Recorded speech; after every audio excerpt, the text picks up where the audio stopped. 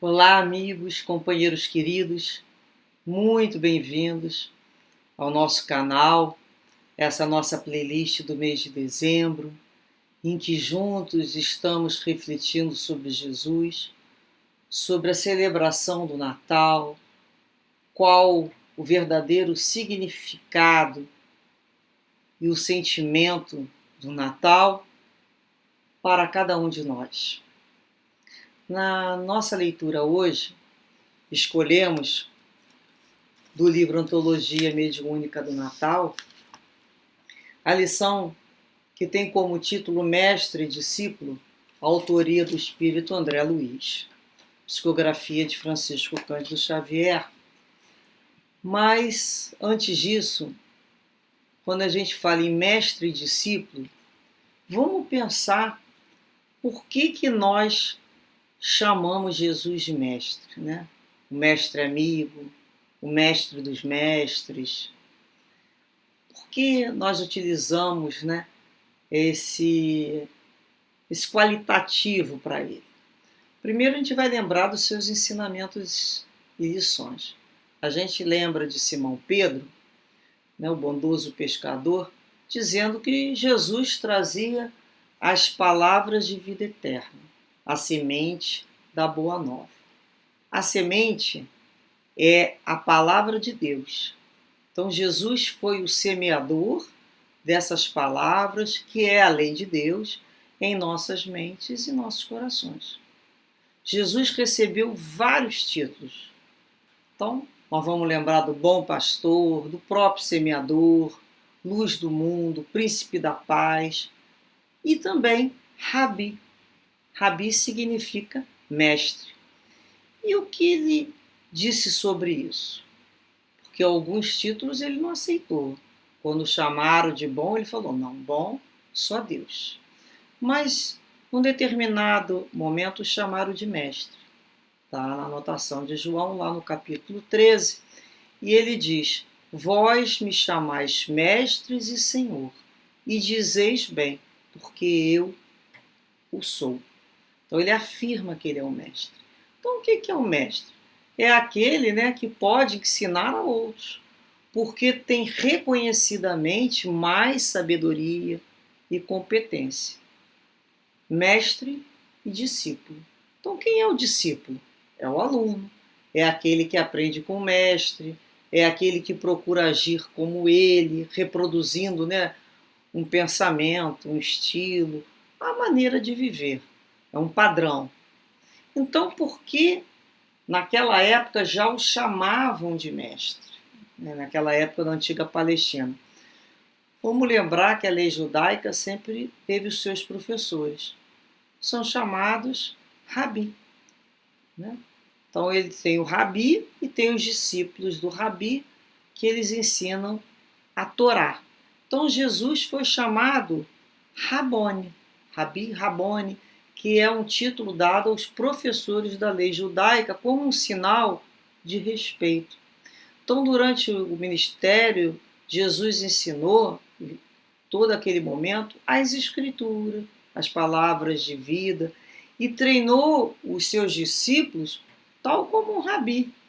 Então, o povo reconhecia Jesus como um professor digno de respeito e por isso chamavam Rabone, mestre. Os hebreus, né, consideravam, é muito interessante isso, Jesus como rabino. É muito interessante esse reconhecimento. E Jesus não era ali um sacerdote israelita, ele não vinha da tribo de Levi e nem era considerado um doutor da lei, um escriba, mas encontramos na anotação também de João, no capítulo 7, no versículo 14, ele diz assim, no meio da festa subiu Jesus ao templo e ensinava. E os judeus maravilhavam-se, dizendo, como sabe essas letras, não as tendo aprendido? E Jesus lhes respondeu e disse, a minha doutrina não é minha, mas daquele que me enviou. Ele era inato, era conhecimento, né, desse grande espírito. Então nós vamos lembrar de Jesus no Sermão da Montanha, que ele viu aquela multidão, subiu o monte, sentou-se, aproximaram-se dele os seus discípulos e abrindo a sua boca, ele ensinava dizendo: bem-aventurados. E todo aquele grupo, né, se maravilhava, aquelas pessoas, aquelas almas se maravilhavam diante aquele magnetismo doce, suave do Mestre. Então, ele realmente para nós é o Mestre e o único capaz de nos mostrar o caminho. E nenhum outro mestre na história pode a ele superar na sua maneira de ensinar, com a sua didática, nos seus tratos com as demais pessoas, nos exemplos, né, claros e práticos que ele vivenciou. Então ele já inicia ali seu apostolado num humilde nascimento, ali numa manjedoura, e ele pôde nos ensinar nos montes, nas praias, dentro do templo, na casa das pessoas, na casa de Pedro. E seus exemplos eram de situações cotidianas, os aspectos da vida do dia a dia. Ele falava de sementes, de portas, de campos, de homens e mulheres comuns, simples, para que fosse, né, realmente sentido na sua pureza, podemos dizer, né, aqueles mais simples puderam perceber essa grandeza. Ele ensinava de manhã, de noite, né? E até os doutores da lei, como Nicodemos, que o buscou à noite, escondido, na penumbra. E toda a sua vida foi nesse sentido de nos fazer compreender e nos despertar para essa lei maior, que é a lei de Deus. Então, quando perguntamos, Jesus é o nosso mestre? Sim, Jesus foi aquele que nos forneceu os padrões educativos para utilizarmos em todos os momentos da nossa vida. A Boa Nova, né, encontramos nos evangelhos toda a sua vida. Então ele é o mestre dos mestres. E é interessante que a relação de Jesus com os seus discípulos não é exatamente igual como os rabinos tinham com os seus alunos. Porque não bastava para Jesus decorar textos. Então ele vai além do rabino, porque ele pede dos seus discípulos uma adesão mais completa do que aquela apenas de ouvir e entender. Então ele precisava, né, dessa adesão no sentido de vivenciar. Mas vamos lembrar que naquele momento, e em todos os momentos, desde o seu nascimento, Jesus atrai multidões de espíritos pelos seus ensinos e curas, tanto encarnados como desencarnados. Mas nem todos que ouviram se tornaram seus discípulos. Muitos de nós, né, aparecem ali como curiosos, ou se desejavam ali se beneficiar daquela possibilidade de cura, ou de momento. Outros até se simpatizavam com as suas ideias, mas não ao ponto de se comprometerem com ela. Então, o discípulo de Jesus é aquele que se identifica com as lições de Jesus e vive de acordo com esses ensinamentos. Ou seja, nós reencarnamos para aprender a viver dentro do padrão do Cristo. E nos perguntamos, e nós realmente somos seus discípulos? Sabemos que para sermos considerados discípulos de Jesus, não seremos apenas pelo reconhecimento de um rótulo religioso ao qual nos filiamos, ou pelos conhecimentos teóricos que podemos trazer. Não é nada disso. Nós seremos apenas reconhecidos pelo amor que já somos capazes de vivenciar junto ao próximo. É isso que nós temos que perguntar-nos. Então nós já conseguimos entender o que seria amar a Deus sobre todas as coisas e ao próximo como a si mesmo? Foi um ensinamento que Jesus nos deixou, ele nos disse, né? Lá também na anotação do Evangelho de João, no capítulo 8, ele nos diz assim: se permanecerdes na minha palavra, sois verdadeiramente meus discípulos, e conhecereis a verdade, e a verdade os libertará. Mais à frente ele diz, né, que se alguém deseja seguir-me, renuncie a si mesmo, tome a sua cruz e siga-me. Então, companheiros, é um momento de grande reflexão, para sabermos se somos aqueles alunos que vivem repetindo as lições e repetindo o ano através de reencarnações, igualmente ainda no erro, ainda sem luz, ainda na dor, ou já somos aqueles discípulos que se esforçam para colocar em prática dia a dia as lições de Jesus. Que possamos então, nessa reencarnação, dizermos: Jesus, me ajuda, Senhor, mas eu quero realmente ser sua discípula.